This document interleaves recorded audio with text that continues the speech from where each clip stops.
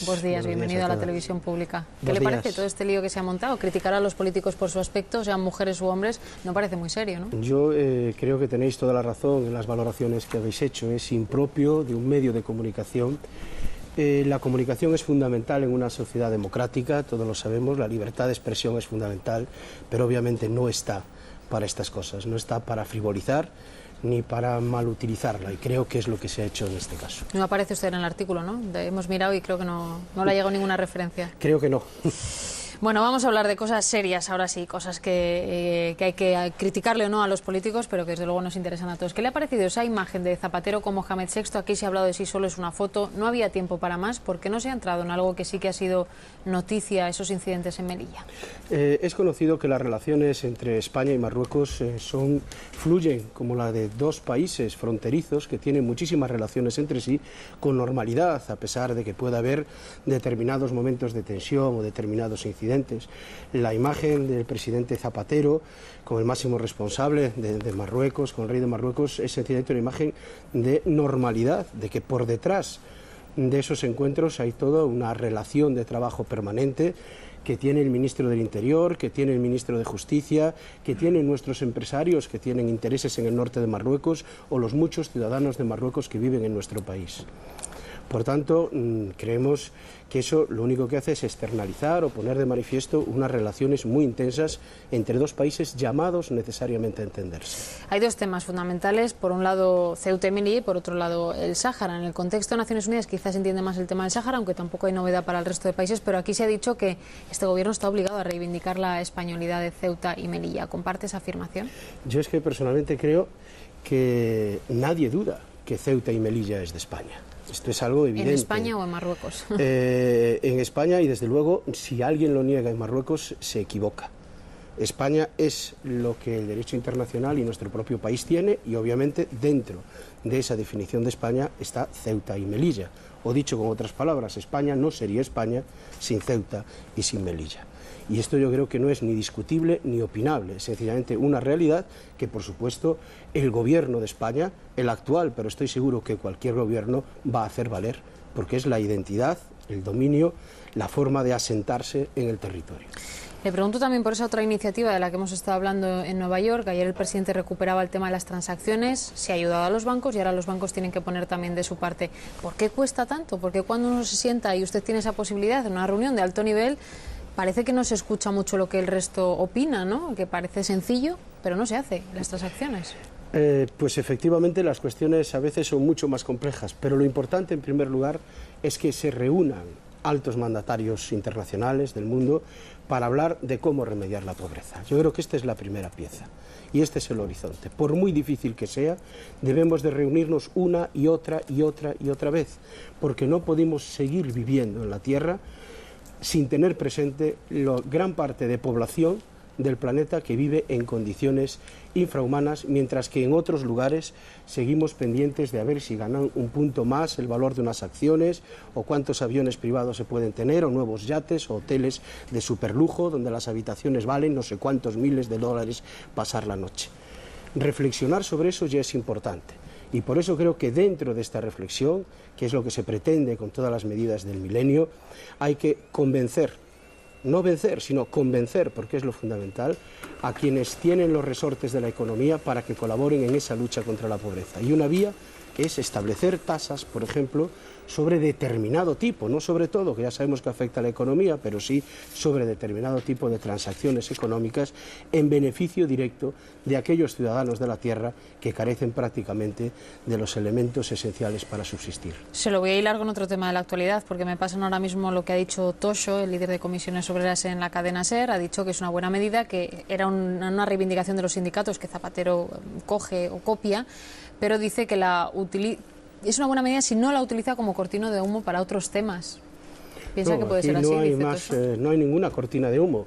Sencillamente yo creo que es una buena medida para todos, porque es expresión, más allá de las dificultades que pueda haber a la hora de implementarla, de ponerla en marcha, es expresión de que hay un sentimiento de solidaridad, al menos en algún lugar, respecto de los demás. Y es un paso que habrá que seguir dando y profundizando. Por tanto, a mí me parece una buena noticia que los principales dignatarios del mundo se pongan de acuerdo en estas cuestiones, cuyo horizonte es precisamente combatir la pobreza. Pues siguiendo con los sindicatos, dígame, ¿cómo respira el Gobierno con esto de los servicios mínimos? Oriéntenos, porque los sindicatos parece que aprietan mucho en cómo debe ser en el tema del transporte y el Gobierno de momento ha dicho que le parece excesivo. ¿Qué puede pasar en esa reunión de esta tarde? Pues yo espero que se llegue a un acuerdo razonable, como se ha llegado en otras muchas reuniones de trabajo. Los sindicatos conocen perfectamente cuál es el marco de este tipo de negociaciones, conocen perfectamente el ordenamiento jurídico y la necesidad de equilibrar el derecho de huelga, el derecho de manifestación, con el derecho al trabajo de quien no quiera ir y con el derecho y los intereses de otros muchos ciudadanos que también están en juego. Nosotros tenemos el máximo respeto a los sindicatos en las decisiones que están tomando, pero también queremos que ellos tengan el máximo respeto a las normas que el ordenamiento jurídico establece para organizar la convivencia. Y creemos que habrá finalmente un acuerdo que nos permita gestionar a todos como país es la situación de la huelga general, pero de manera que se garanticen los derechos de unos y de otros. Eso en el futuro, si la negociación va bien, pero de la propuesta, dígame, ¿le parece razonable la propuesta de los sindicatos? Yo creo que la propuesta de los sindicatos tiene algunos elementos excesivos, pero estoy seguro que se podrán pulir como consecuencia de la negociación. Bueno, vamos a hablar también de su negociado del año judicial. En apenas 2 horas se tiene que marchar para asistir a ese acto que preside el Rey cada año, la apertura del año judicial, y quiero que me den un titular cómo está la justicia, porque ya sé que la crisis se lleva todo por delante, pero también hay muchas críticas sobre el estado de la justicia. ¿Estamos mejor o peor que hace un año? Pues personalmente, y creo que a pesar del impacto que la crisis económica tiene sobre todo el sistema de justicia, creo que se ha avanzado muchísimo y todos los ciudadanos son conscientes de que no se hace un juez en un día, no se crean juzgados ni se cambian las estructuras judiciales, en el caso además de nuestro país, que es algo que tiene un arrastre histórico muy importante, en plazos muy cortos. Pero sí puedo decirles que el plan de modernización está produciendo sus efectos, que seguiremos en él, a pesar de las medidas de austeridad presupuestaria que afectan a todo el gobierno, pero que quizá el elemento clave de este proceso ya no consiste en tener más ordenadores, más jueces o más medios, como a menudo se nos dice, sino que hay que abordar otra fase que es mucho más compleja, sin duda, y en la que ya estamos, que es que hacen falta reformas estructurales en profundidad. Por eso vamos a presentar una ley en este periodo de sesiones para crear los tribunales de instancia, sustituyendo la idea de juzgados unipersonales, lo cual afecta a la planta y supone un cambio fundamental en la organización básica de nuestro sistema de justicia. Vamos a ver cómo a principios del año que viene la Audiencia Nacional va a ser un tribunal con papel cero, algo que durante tiempo se creía que era imposible en nuestro país. Pues bien, no solo va a haber ordenadores, sino que ya va a haber algún tribunal donde todo sea con expediente digital. Vamos a poder ver como una realidad que empezó en el año 2003, que era la nueva oficina judicial y que parecía un imposible. Este mismo año, dentro de 2 meses, estará funcionando, al menos en una parte del territorio que es responsabilidad del Ministerio de Justicia, con un calendario muy ambicioso programado de cambios, y es cierto también que todas estas transformaciones más profundas afectan a quienes trabajan día a día en la justicia, a los funcionarios, a los jueces, a los fiscales, y esto también genera algún tipo de, digamos, de inconveniente como consecuencia de los procesos de reestructuración organizativa y de funcionamiento. Pero creemos que es fundamental. Le preguntan, de hecho, en nuestra página web, un espectador habla de las oficinas judiciales, vamos a recuperar ahí esa pregunta en pantalla, si realmente es una de las grandes apuestas y en qué consiste, para qué sirven, en qué le beneficia al ciudadano. Pues la nueva oficina judicial es una apuesta clave en la modernización de la justicia. Para que este ciudadano nos pueda de alguna manera entender, hoy un juzgado es un juez, un secretario y 8 o 9 funcionarios de justicia. Con la nueva oficina judicial, lo que habrá son servicios especializados en realizar ciertas tareas. Servicios de atención al ciudadano, de tramitación, servicios de gestión que servirán no a un juez, sino a varios jueces.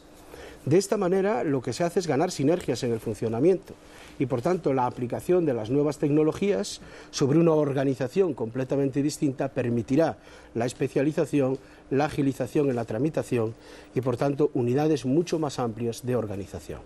El modelo de juzgado que tenemos hoy es un modelo que se inicia en el año 1833 con la primera ley de planta y demarcación que estaba pensado para juzgados isla. que lo tenían que hacer todo en aquel lugar del territorio prácticamente incomunicado.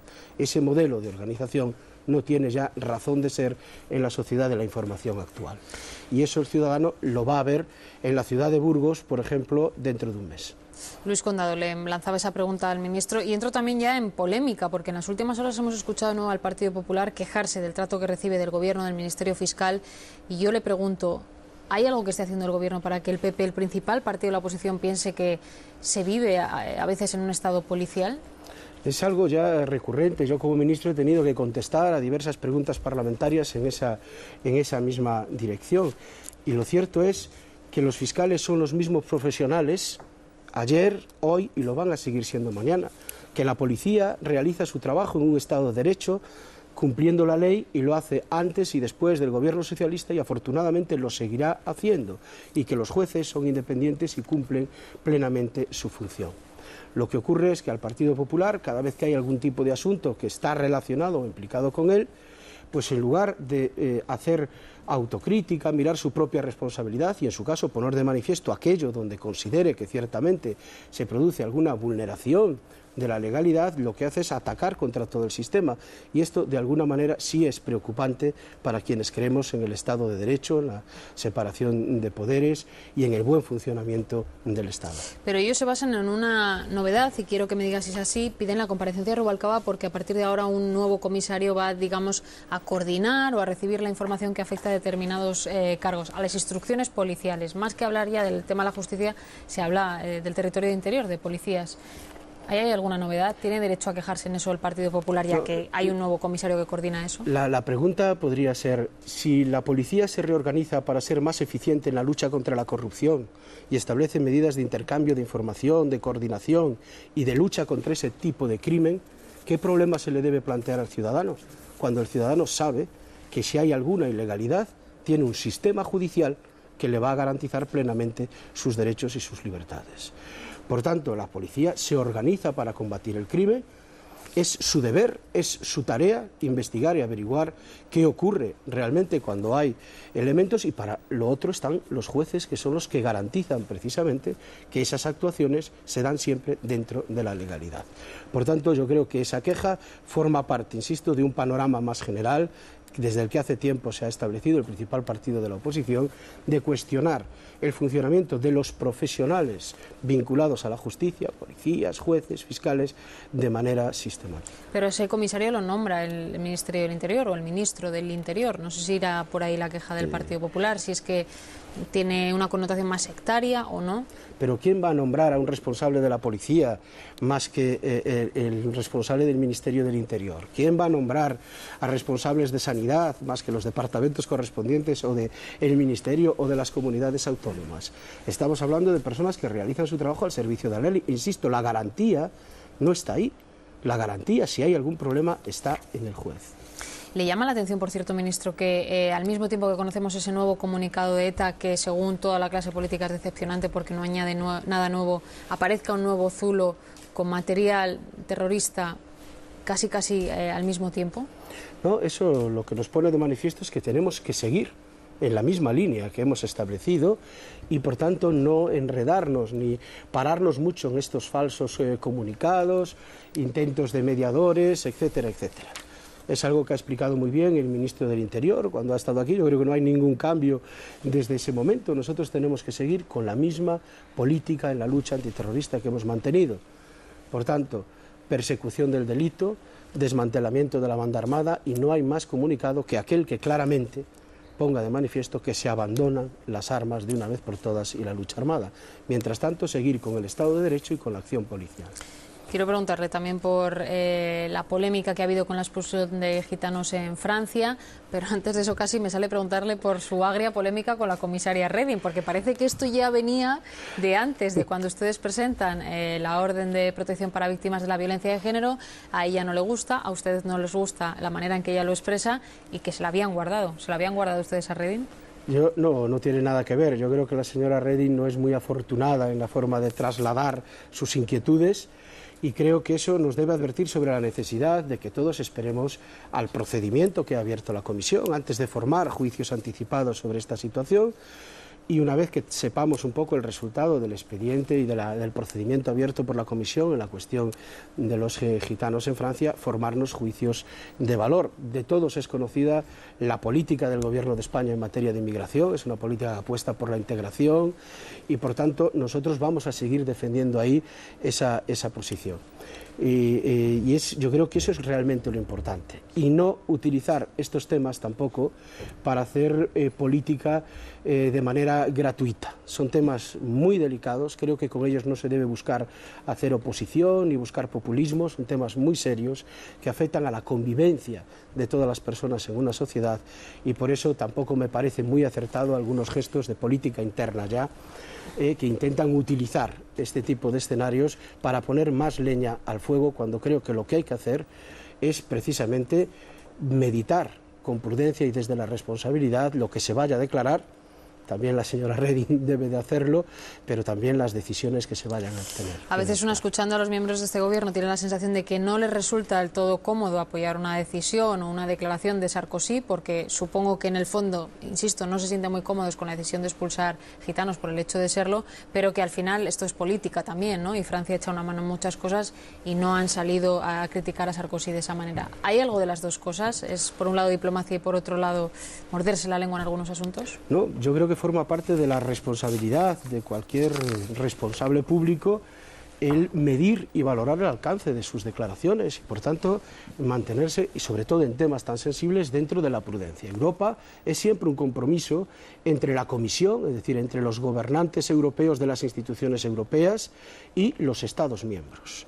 Y es inevitable que aquí se producen cesiones de poder de unos a otros y a la vez, en la medida que hay cesiones de poder, inevitablemente también tensiones a la hora de tener que decidir.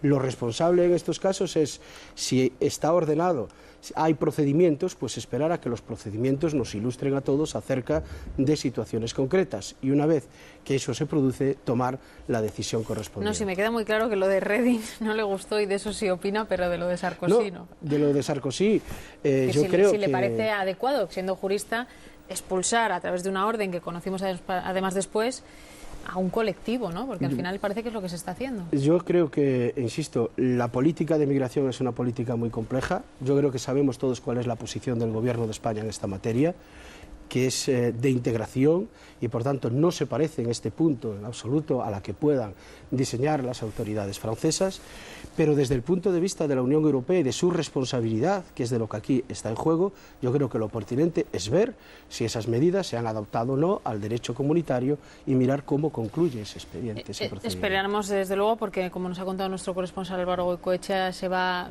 seguramente a dilucidar en lo que queda de semana ese expediente. Así que vamos por este lado también de la mesa, si le parece, ministro. Natividad. Sí, ministro, las asociaciones judiciales, tengo entendido que todas menos una, han hecho un manifiesto, un comunicado, donde explican su profundo malestar. Yo le oigo hablar y me doy cuenta de la urgente necesidad que hay de resolver las carencias de la justicia, que siguen siendo muchas. La crisis económica es una disculpa para justificar determinadas carencias. ¿Usted tiene miedo de que en los presupuestos le recorten más a usted que a otros ministerios y no sea capaz de tener medios para resolver los problemas urgentísimos que tiene la justicia y que denuncian las asociaciones judiciales? Respecto de esa denuncia de las asociaciones judiciales, en efecto no está la mayoritaria, que es la Asociación Profesional de la Magistratura, pero me sorprende, entre otras cosas, esa afirmación de que el día 14 me enviaron un escrito, cosa que es cierto, para mantener una reunión y que no los he convocado, cuando sin embargo el día 16 fueron llamados y el día 20 firmamos con todas ellas un acuerdo. Con lo cual también es bueno que todos lo sepamos. El Ministerio de Justicia se reúne permanentemente con las asociaciones judiciales, lo hace con las asociaciones de jueces, de fiscales, con los sectores implicados, precisamente porque creemos que la única forma de gestionar bien la justicia es de la discreción. Nosotros hacemos nuestro trabajo día a día y en relación particular con ese comunicado, efectivamente, se dirigieron para una serie de cuestiones de naturaleza sustancialmente retributiva al Ministerio de Justicia. El día 14, el día 16 estaban convocados, el día 20 hay un acuerdo firmado sobre gran parte de estas cuestiones. Hecha esta precisión, que me parecía importante, Claro que la crisis económica la vamos a notar todos los departamentos del Gobierno. Y es evidente que el Ministerio de Justicia va a adoptar medidas de austeridad. Pero también es cierto, para tranquilidad de todos, que vamos a seguir llevando a cabo el plan de modernización que teníamos programado y que lo vamos a hacer con la colaboración del Consejo General del Poder Judicial y las 11 comunidades autónomas con competencias en la materia, como lo hemos venido haciendo hasta ahora. Porque creemos en ese plan, porque tenemos los consensos políticos e institucionales necesarios para llevarlo a cabo, y eso es importantísimo en el ámbito de la justicia, y porque además ese plan no solo tiene medidas cuantitativas de ir a más, para lo que se necesitaría más presupuesto, sino medidas de cambio cualitativo, que también reclaman con razón los jueces, los fiscales, los funcionarios al servicio de la Administración de Justicia y que vamos a adoptar, como son medidas que afectan a la planta y a la demarcación, a la agilización de procedimientos, al cambio de leyes, y lo estamos haciendo. Por poner un ejemplo muy breve, en el Parlamento se encuentra ya la ley de arbitraje. Nosotros prometimos, está en el plan de modernización, que intentaríamos que el input de asuntos que llegan a los jueces sea menor, buscando fórmulas complementarias de resolución de conflictos. La ley de mediación ya prácticamente está en el Consejo de Estado, la vamos a enviar estos días, y esa agenda de compromisos con la justicia la vamos haciendo día a día. Pero es verdad, como decía antes, que esto no se cambia. El arrastre histórico de tantos años no se cambia de un día para otro. Miguel Ángel. Sí, ¿para cuándo la renovación del Tribunal Constitucional? De verdad. Yo espero ¿Y qué problema hay? Que lo antes posible. El Partido Popular en el Senado, creo que en la última reunión de Junta de Portavoces solicitó el aplazamiento de una semana. Los grupos, a mí me parece muy razonable, se lo han dado, con la idea de que este mismo martes o miércoles, que se vuelven a reunir, presenten un candidato y podamos seguir avanzando en este proceso. Nosotros deseamos que esto sea así, que el Partido Popular esté a la altura de la responsabilidad institucional que en este punto tiene, puesto que hay consenso del resto de los grupos parlamentarios en torno a esas 21 personas reenviadas por las comunidades autónomas y citadas por ellas para ser candidatos a magistrado del Tribunal Constitucional, y por tanto que esa renovación se produzca lo antes posible. ¿Cree en el milagro del acuerdo? Ya sé cuál es su deseo, pero ¿cree que puede haber acuerdo? Llevamos tanto tiempo con este tema. Lo deseo y creo que por fin vamos a tener renovación del Tribunal. Eso es un titular, desde luego. No sé si es deseo o información. Son los grupos parlamentarios, ¿no?, quienes tienen que tomar esa decisión en el Senado, pero yo confío en ellos y en su trabajo.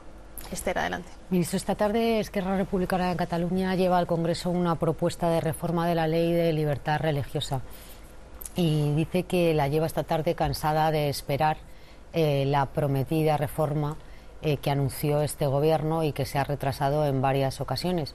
Creo recordar que el último compromiso del gobierno era presentarlo antes de que acabara el anterior periodo de sesiones. Quiero saber cuál va a ser la posición del Grupo Socialista esta tarde ante la propuesta de Esquerra y cuáles son los motivos reales de ese aplazamiento. Si es cierto que el presidente les ha pedido que solo se centren ustedes en la agenda económica y no abran otro frente.